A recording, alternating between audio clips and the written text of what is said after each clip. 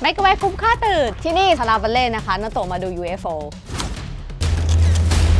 พี่เห็นเป็นยังไงตอนนั้นอะก็เป็นยานนี่แหละครับอยู่ๆก็มาเลี้ยวอยู่ข้างหน้าดวงจันทร์ทั้งซอยเนี่ยหมาไม่ต่ำกว่า10-20 ตัวหอนแบบหมาหอนลมแรงอะไรแบบมากแบบว่าเรา กล้องทั้งภูเขาเลยเราไม่ได้กลัวครับแต่จำเต้นแบบ พี่ไม่ดูแล้วก็ได้นะหนูกลัวแต่จังหวะที่เราแบบปักธูปลง16 ดอกที่พื้นเนี่ย ปึ้งเหมือนปิดสวิตช์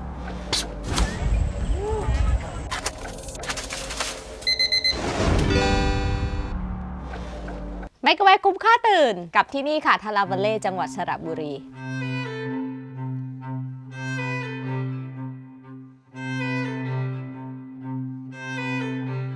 น้าโตพามาที่พักที่ได้ขึ้นชื่อว่า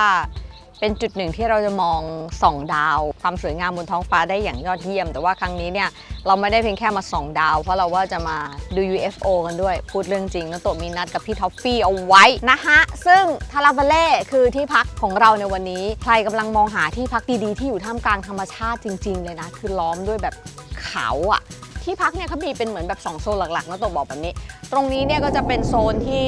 เป็นวิลล่าส่วนตัวให้ดูอย่างนี้ดีกว่าของความอลังการนะทาราบัลเล่คือเขาก็จะสลับสับเปลี่ยนกันไปทุ่งข้างหน้าเนี่ยภูเขาเนาะเนินเขาก็จะเป็นปกติเนี่ยเป็นไร่ข้าวโพดสวยมากนะคะแล้วก็จะได้ยินเสียงนกร้องคือธรรมชาติสุดๆเลยอะแล้วลมดีตลอดเลยเพราะเหมือนอยู่ตรงกลางทุ่งวิลล่าส่วนตัวนี้ก็จะมีสระว่ายน้ำนะแล้วก็พื้นที่ส่วนกลางตรงเนี้ยกินข้าวใดๆปิ้งย่างมีสนามหญ้าข้างล่างก็ระดับว่ากางเต็นท์ได้เลยนะเนี่ยชิลมากมันเหมือนกับเรามานอนแบบบ้านเพื่อนอย่างนั้นเลยค่ะมันไม่มีใครเลยดูมันแบบมันอิสระสุดๆเลยอะเนี่ยดูสิหลังใหญ่โตนี้นะน่าจะนอนได้ประมาณสัก15 คนหรือมั้งข้างล่างเนี่ยจะเป็นเตียงอย่างที่เห็นเนี่ยนะคะข้างล่างเนี่ย8แล้วก็ข้างบนเนี่ยก็จะเป็นห้องนอน1ห้องนอนเลยเป็นเตียงแบบ king sizeนอนกันไป2คนประมาณนี้แล้วก็นี้ก็จะเป็นแบบแยก3ห้องเป็นเตียง king size เหมือนกันนะคะก็แยกกันไปเลยส่วนตัวมีห้องน้ำในตัวทุกห้องที่นี่เนี่ยนะคะก็อย่างที่บอกคืออิสระเลยเขามีพื้นที่ส่วนกลางมีครัว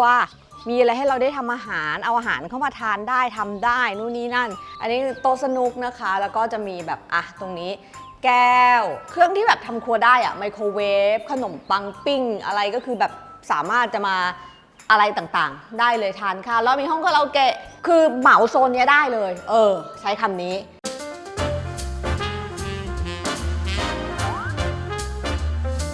อันนี้ก็คืออย่างที่เห็นนะคะก็เป็นสไตล์แบบยุโรปไงไหนขอดูห้องน้ำสิขอดูห้องน้ำใหญ่โตไอ้นี่เวลารีวิวทีไรพาดูห้องน้ำทุกทีเพราะว่าให้ความสำคัญกับห้องน้ำพอสมควรเลยตู้เย็นนี่เป็นนี้ตู้เย็นเล็กนะคะเคาน์เตอร์บาร์มีอะไรมาให้บ้างทุกคนต้องอยากรู้ถ้าแบบรีวิวนะกาแฟช็อกโกแลตต่างๆตู้เย็นในนี้มีน้ำเปล่าให้นะคะกาต้มน้ำว่าไปมีจุดมุมนั่งทานข้าวตัวนี้เป็นเสื้อผ้าใดๆแขวนตรงนี้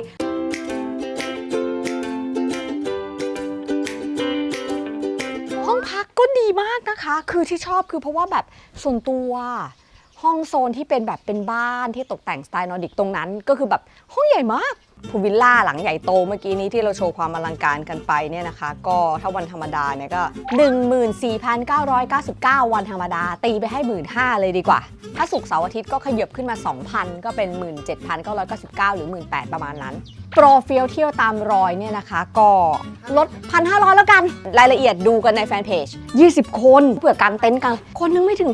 1,000 อันนี้คือถูกมากนะแล้วบรรยากาศธรรมชาติสุดนี่คือเรากับนกนี่คือเป็นญาติกันเลยนะ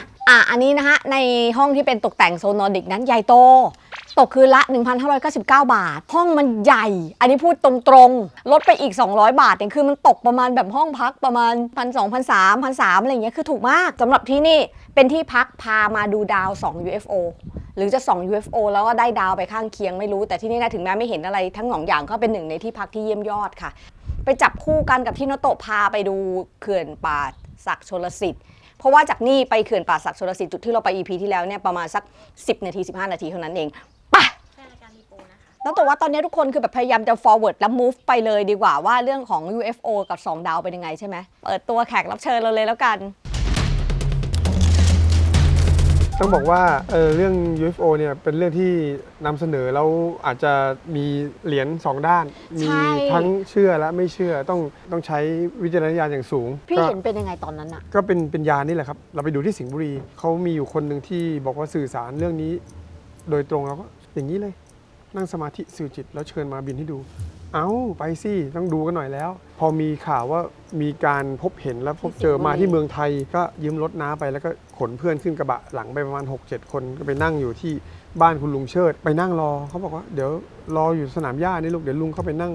สมาธิสื่อจิตแล้วอ๋อเหรอเขาบอกว่าท่านสื่อจิตแบบว่าคุยกันได้เลยนะลุงก็ออกมาฟึบไอ้หนูมาแล้วลูกหันไปปุ๊บมาทางนี้ครับบินมาอย่างนี้เป็นเงาแต่ประมาณทุ่มกว่านะฟื้นมาข้างหน้าเป็นดวงจันทร์แต่เราเห็นแล้วมันไม่ใช่เครื่องบินเราเห็นอยู่แล้วเครื่องบินเราเห็นตั้งแต่เด็กอยู่แล้วมันมาเป็นลูกอย่างนี้เลยวิ่งวูดมาข้างหน้าเป็นดวงจันทร์ใหญ่มากอยู่ๆก็มาเลี้ยวอยู่ข้างหน้าดวงจันทร์เนี่ยผ่านหัวเราไปอย่างนี้จนนอนพี่ทอฟฟี่เขาบอกนะว่าสื่อสารยังไงสื่อสารโดยการนั่งนึกถึงมนุษย์ต่างดาวที่เราจินตนาการมีความเชื่อว่าอย่างนั้นแล้วก็นั่งสมาธิตั้งจิตขึ้นไปส่งไปพืดส่งไปขอเจ้าที่เจ้าทางขอทำกิจกรรมหน้าที่ตรงนี้นะส่งแค่นั้นเลยแล้วก็รอถ้าถามว่าแล้วตัวอยากลองไหมคือมันเหมือนก็อยากลองแต่ว่าก็แค่ยังรู้สึกว่าอาจจะยังไม่ถึงเวลาตอนนี้มีโค้ดรหัสสัญญาณอะไรไหมฮะ17117 อันนี้เป็นรหัสที่คือขับออกไปปุ๊บเดี๋ยวเจอ17ไม่ว่าจะเจอใน Facebook เจอในโทรศัพท์เจอทะเบียนรถ17อะไรเงี้ยครั้งแรกที่เริ่มสื่อสารเห็นเลยไหมครั้งแรกที่เริ่มสื่อสารที่นี่เริ่มให้เจ้าของเห็นก่อนวันแรกที่พาพี่ทอฟฟี่มาเที่ยวที่เนี่ยเราก็ได้ยินเรื่อง UFO มาจากพี่ทอฟฟี่ครับตอนแรกก็ไม่ได้มีความเชื่อเรื่องนี้เลยเพราะว่าเราไม่ได้ศึกษาอะไรอยู่แล้วมาเที่ยวด้วยกันเพราะรู้จักกันเราก็ทั้งถามเขาก่อนว่าโอเคไหมถ้าเราจะมาใช้ที่ตรงนี้ในการดูดาวดูท้องฟ้าเนี่ยอย่าว่าพี่บ้านะก่อนอื่นเราต้องทำให้เขาเชื่อก่อนแต่มันมีเหตุการณ์หนึ่งที่มันแปลกมากคือวันนั้นฟ้าปิดเรามาเที่ยวกันโดยที่ไม่คิดว่าจะดูดาวกันเมฆคุมหมดเลยแต่จังหวะที่เรานั่งแฮงเอาท์สังสรรค์กันอยู่เนี่ยก็มีคนพูดขึ้นมาเรื่อง UFO คนนั้นคือแฟนเราเองพี่ทอฟฟี่ก็โอเคอยากดูใช่ไหมพี่ก็มีวิธีการของพี่ก็คือให้ต้อมเอาธูป16 ดอกมาจุดธูปเนี่ยเราเป็นการขอขมาขอเจ้าของสถานที่ให้ช่วยฟ้าเปิดอะไรเงี้ยครับก็ให้พี่ก้านคือเจ้าของเขาลูกนี้คือพี่ก้านนี่เป็นเหมือนกับว่าเจ้าป่าเจ้าเขาผมก็เลยบอกว่างั้นต้อมจุดธูป16 ดอกหันไปหาพี่ก้านแล้วขอพี่ก้านเราเป็นเจ้าของที่เราจะทำกิจกรรมตรงนี้ฟ้าปิดหมดเลยต้อมก็จุดธูป16 ดอกครับจอมก็จุดธูปฟื้บนุ้ยก็อยู่ผมก็อยู่ทั้งซอยเนี่ยหมาไม่ต่ำกว่า10-20 ตัวหอนแบบหมาหอนลมแรงอะไรแบบมากแบบว่าเรากล้องทั้งภูเขาเลยรับกันเป็นช่วงใจมันเต้นเองโดยที่เราไม่ได้แบบว่าเราไม่ได้กลัวครับแต่ใจมันเต้นแบบมันคืออะไรครับจนน้องนุ้ยแฟนน้องต้อมเนี่ยพี่ไม่ดูแล้วก็ได้นะหนูกลัวแต่จังหวะที่เราแบบปักธูปลง16 ดอกที่พื้นเนี่ยปึ้งเหมือนปิดสวิตช์มันนิ่งแบบว่าเราเองยังแบบใจเต้นแบบตุบหมาเงียบแล้วไม่หอนอีกเลยทั้งคืนเสร็จปุ๊บเนี่ยเดินกลับมาคือท้องฟ้าเนี่ยมันเปิดเป็นวงกลมอยู่ตรงกลางเปิดเป็นวงกลมเฮ้ยเห็นแสงแล้วเห็นดาวแล้วก็บินอยู่ตรงนี้ประมาณ 7-8 ลำแต่มันน่าจะเชื่อมากที่แบบฟ้ามันปิดมันเปิดเป็นแค่วงกลมตรงนี้จริงๆครับคือมันก็เลยแบบก่อนเราไม่ได้เชื่อเรื่องพวกนี้แต่ว่าโอเคเราก็มีความเชื่อเยอะขึ้นจะมาจากทางนี้อยู่มา3 ลำมาหากันแล้วก็แยกกันไปคนละทิศคนละทางหรือบางลำบินอยู่ส่งจิตไปยิงแฟลชนะครับยิงวูบเห็นแบบหนักมากเห็นก็คือยิงแฟลชเห็นทิศทางอันนี้คือเป็นเรื่องที่แบบเจ้าของเองประสบกับตัวแล้วก็ขนลุกหลายคนอาจจะแบบมันก็ไม่ใช่เครื่องบินก็จริงโดรนใช่ไหมคนถามเยอะไหมคำถามเนี้ยเยอะมากใช่ไหมเพราะว่าวิธีการบินแบบนี้เครื่องบินไม่มีทางทำได้อย่างคือโดรนอาจจะทำได้คนเลยถามว่าโดรนหรือเปล่าคือบินอะไรก็ว่ากันไปล่าสุดพี่มีเจ้าของที่จำหน่ายโดรนเขาบอกว่าตัดโดรนทิ้งไปได้เลยเพราะว่าผมขายโดรนเพราะว่าถ้าโดรนยิ่งไกลออกไปยิ่งไม่เห็นแสงไม่เห็นไฟไม่เห็นชัดใช่นี่เขาก็ไขข้อข้องใจมาอยู่นี่ไงเพราะว่า UFO มันก็ตรงตัวอยู่แล้ว Unidentified Flying Object ก็คือมันเป็นวัตถุบินที่ไม่สามารถระบุได้อยู่แล้วแต่ตอนนี้เขาเปลี่ยนไปเป็น UAP แล้ว UAP มันคือปรากฏการณ์คนที่หาคำเปลี่ยนที่หาคำจำกัดความเนี่ยคือก็ไม่ใช่บ้านเราก็มันก็คืออเมริกาอยู่แล้วถ้าจะถามคำถามแล้วโตแรงๆไปอีกว่าคิดว่าแบบว่ามีแบบเป็นการขายเพื่อแบบ เอาเงินอะไรอย่างนี้ไหม มันเป็นผลพลอยได้มากกว่า แต่ว่ามันเป็นผลพลอยได้ พี่ใช้คำนี้นะ เพราะว่าเรา อ่ เรา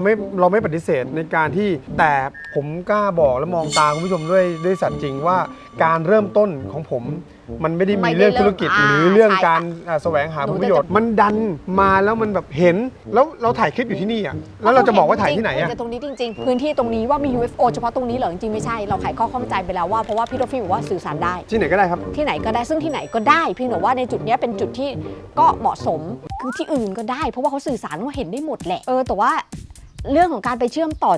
คิดจิตแล้วมาโผล่ตรงนั้นเลยเห็นเป็นยานเนี่ยอันนี้ไม่รู้คือหนูเชื่อนะว่ามนุษย์ต่างดาวมีจริง ครับ แล้วหนูก็เชื่อเรื่อง UFO นะตอนเด็กอะค่ะหนูไปเชียงใหม่กับครอบครัว เราก็นั่งอยู่บนอัฐจันทร์แหละรอพิธีเริ่มอย่างเงี้ยค่ะเราก็ไปจับจองที่นั่งกันก่อนแล้วไปนั่งเสร็จปุ๊บหนูก็มองขึ้นไปบนท้องฟ้าทรงกลมเลยสีเงินมันเห็นเลยว่ามันเป็นกลมมันวาวก็เรียกพ่อมันคืออะไรเนี่ยมันเป็นกลมแล้วมันดันอยู่นิ่งบนนั้นพ่อก็ยังไม่ทันขึ้นได้มองขึ้นไปแล้วก็ตอบว่าดาวเทียมหรือเปล่าบอก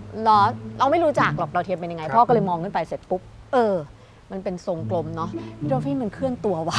มันเคลื่อนเป็นสามเหลี่ยมคือมันอยู่อย่างนี้มันเคลื่อนอย่างนี้ปึบอันนี้พูดตรงๆเราก็ไม่เคยไปออกรายการไหนเลยนะตัวไม่เคยแบบพูดเรื่องนี้เลย เพ นะ ราะว่ามันคุยยาก อยู่ดีๆเลยฟุบแล้วคือหายไปแบบว่า ว้าบไปเลย ไม่มีรากของอะไรเลยอะมันก็พูดยาก ฟ้าแลบนี่มาเป็นชั่วโมงนะ ฟ้าแลบมาเป็นชั่วโมงแล้วแล้วก็ ใช่ เนี่ยในโทรศัพท์เนี่ยนะพื้นที่ตรงนี้มันก็ฟ้าแลบคือฝนตกหนักแบบ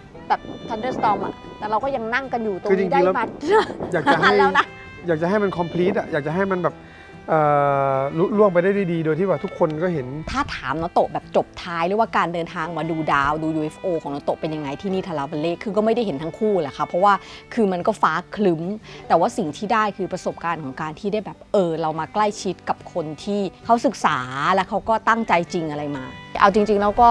การที่เราได้มานอนดูดาวอะไรบางอย่างอยู่กับตัวเองเทพเห็นยากเพราะว่ามัน มานอนดู ส ดา ว่าว ง กับอากาศแบบนี้ก็โอเคแล้ว ใช่ จริงๆแล้วถ้าไม่ใช่หน้าฝนต้องบอกเลยว่า ตรงเนี้ยมันมืด สวย แล้วดาว มาก สวยมาก แล้วก็หน้าข้าวโพดเนี่ยเขาจะเต็มไปด้วยข้าวโพดเขียวขจีทั้ง น่า ส จะ อง ส ฝั่ง วย เลย มาก สวยมาก สระบุรีขอภาพรวมของจังหวัดสระบุรีเนี่ยเอาทริปนี้ของเราเนี่ยไปปะกันกับเส้นทางของเมกะเวคุ้มค่าตื่นของเมื่อ EP ที่แล้วนะเราก็จะได้ที่พักที่เยี่ยมยอดส่วนตัวในราคาที่ดีมากมีโปรไฟล์เที่ยวตามรอยอากาศดีมาก ใกล้กับจุดของเขื่อนป่าสักเฉลิมสิทธิ์ตรงนั้นสวยมากที่เล่นกับน้องแพะใช่ไหมคะจะไปคาเฟ่ก่อนมาถึงก็แวะตลาดเสาให้เวลานู่นนี่นั่นน้องตัวคิดว่าไม่เสียหายเลยค่ะ การเดินทางของเราในทุกครั้งไม่ว่าจะเป็นในแบบไหนก็ตามแต่ก็ขอบคุณ Hertz Thailand ค่ะ